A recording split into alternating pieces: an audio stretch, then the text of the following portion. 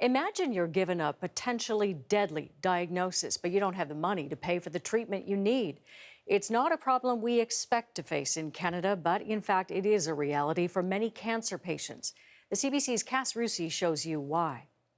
It's really just playing, experimenting, getting emotions out there. And for 25-year-old Lindsay Frangakis, a great release. It's therapy?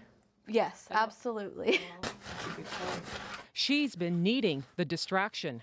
In 2011, she was diagnosed with brain cancer, the tumor too large to remove. So instead, Frangakis kept it under control with the help of chemotherapy pills she took at home. The only treatment for my type of cancer is oral chemo. There's no IV chemo that's effective on my tumor. Getting cancer was shocking enough, but then came the realization that she would have to foot part of the bill for the expensive drugs that were keeping her alive.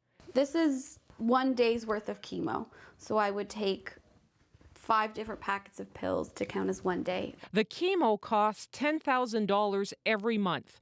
80% was covered by her private insurance plan, but the difference, about $2,000 every month, that was on her. In Canada, intravenous cancer treatments are free because they're administered in a hospital.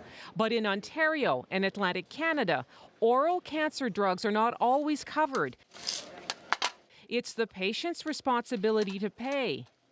Medical oncologist Sandy Sadev is part of a coalition of cancer groups that released a white paper today detailing a patchwork of coverage in Canada. We need to have a quality process that rapidly allows patients access and funding to required oral drugs.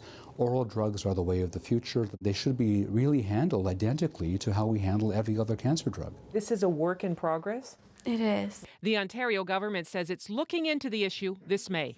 In the meantime, Lindsay Frangakis says treating her cancer has left her financially crippled. Cass Russi, CBC News, Guelph.